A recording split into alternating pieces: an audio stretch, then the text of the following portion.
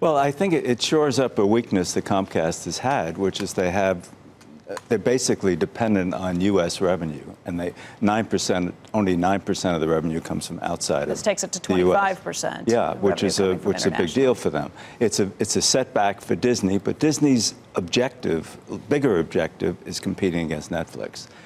Comcast was getting distribution overseas. And they both, that's going to play out because, as David said, there's a question, will there be a trade? Right. Will Disney say, hey, you want our 39% of Sky? Let's trade, and you give us your 30% of Hulu. Is that a fair trade? Would that be good for both companies, or would somebody come out on top in a situation? Well, they may have to be some monetary. But just the idea of if you can make a clean cut and walk away. Well, if the major objective of Disney was competing against Netflix, and the major objective of Comcast was distribution overseas, the trade would satisfy. I don't understand why. I've heard this argument of the swap with Hulu. I don't understand why Disney would have real leverage to force Comcast to sell. I would think Comcast would be happy sitting here for a while with holding Hulu. The second part is, I don't see the leverage piece that Disney really has over them. I can't imagine that Disney is going to sit around and say, you know what, I'm going to be a very happy passive shareholder with zero influence at a lower price right now, sitting in Sky. I mean, essentially, nothing will happen for a period of time. They're going to wait. And things will emerge or not emerge. You may be right. No, but by the way, that transaction with the Hulu piece, wouldn't that have to happen in the next 2 weeks? Basically, Disney would have to call up Brian and say, hey, we are either going to tender or not tender, and we're thinking maybe we won't tender, so you have to do a deal for Hulu. I would think that if this Hulu thing is supposed to happen, it would have to happen now. Now, it could happen again later down the road, but to the extent there's leverage in the story, that would be the only leverage you'd have. I think you're right that Brian Roberts has more leverage right now over that deal than Bob Iger does.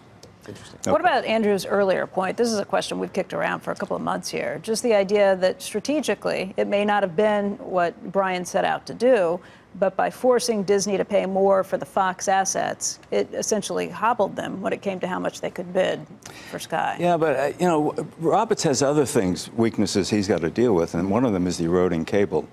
His money is in revenue. Most of it comes from cable here, and he's been very strong. But it's eroding as people go to skinny bundles and as people go to Netflix. Skinny bundles are getting more expensive, though.